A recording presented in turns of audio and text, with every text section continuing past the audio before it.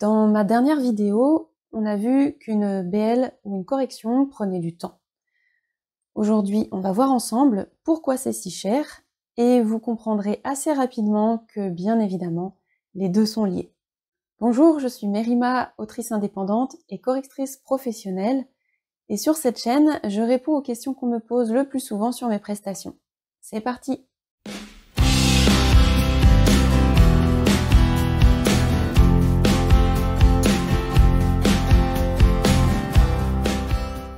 Avant toute chose, je vous invite à télécharger mon guide gratuit Une relecture efficace, dans lequel je liste les points de vigilance pour vous aider à avoir un tapuscrit propre avant de l'envoyer à vos prestataires. Comme on l'a vu dans ma précédente vidéo, relire et corriger demande beaucoup de temps, parce qu'on doit analyser chaque élément du texte, pas seulement son orthographe, la grammaire ou la conjugaison, mais aussi la ponctuation, éventuellement les répétitions, la syntaxe. Et quand on est sur la partie analyse de fond, pour une bêta lecture notamment, ça demande du temps pour traquer les incohérences, d'analyser les personnages, l'intrigue, la structure.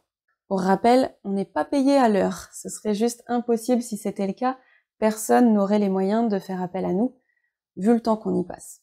Pour un roman d'environ 100 000 mots, pour une correction complète, j'y passe au minimum 3 semaines, voire 1 mois, parfois plus. Je vois pas comment faire moins alors que je ne peux pas travailler le mercredi, ni le soir, puisque je m'occupe de mon fils. Et merci, mais je me garde mes week-ends parce que sinon c'est le burn-out assuré. Par ailleurs, en tant que prestataire, je mets mon expertise et mon expérience à votre service. Parce que oui, j'ai appris, je me suis formée, je continue de le faire pour toujours m'améliorer.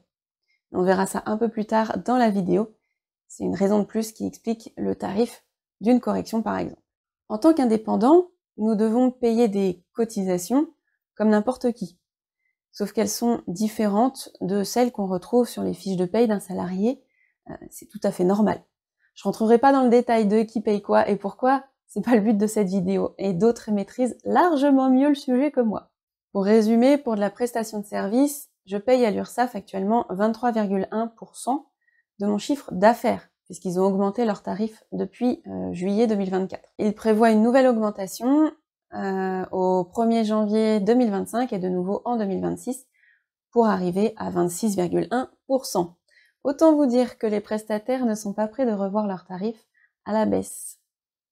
Et je précise que pour les entrepreneurs, les auto-entrepreneurs, les cotisations sont sur le chiffre d'affaires et non les bénéfices, comme ça peut être le cas pour d'autres formes d'entreprises. Avant d'aller plus loin, vous aimez mes vidéos, pensez à vous abonner pour être informé des prochaines sorties.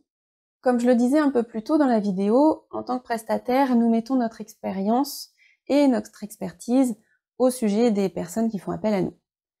Tout ça, c'est pas gratuit. Parfois, nous avons dû investir dans des formations, des certificats, etc.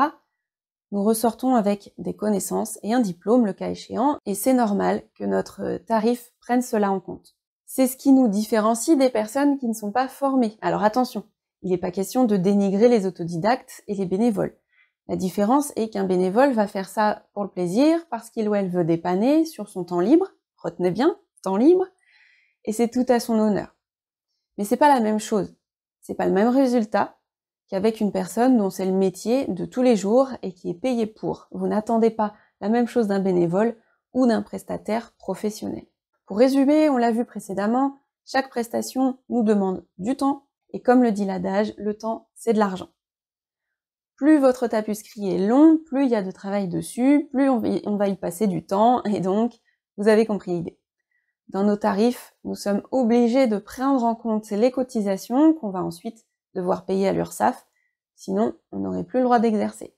Puis bien souvent, pour en arriver là, on s'est formé d'une manière ou d'une autre, parfois de plusieurs façons d'ailleurs, et à plusieurs reprises, et donc ça aussi c'est à prendre en compte dans notre tarif. Pour une relecture efficace, pensez à télécharger votre guide gratuit que j'ai préparé spécialement pour l'occasion, le lien est en description sous la vidéo. Dites-moi en commentaire si vous avez déjà fait appel à des prestataires ou pas, si vous trouvez ça trop cher ou au contraire qu'on n'est pas assez payé. En attendant, merci d'avoir regardé cette vidéo, abonnez-vous, likez la vidéo, partagez-la autour de vous, bonne relecture et à bientôt. Ciao, bye bye.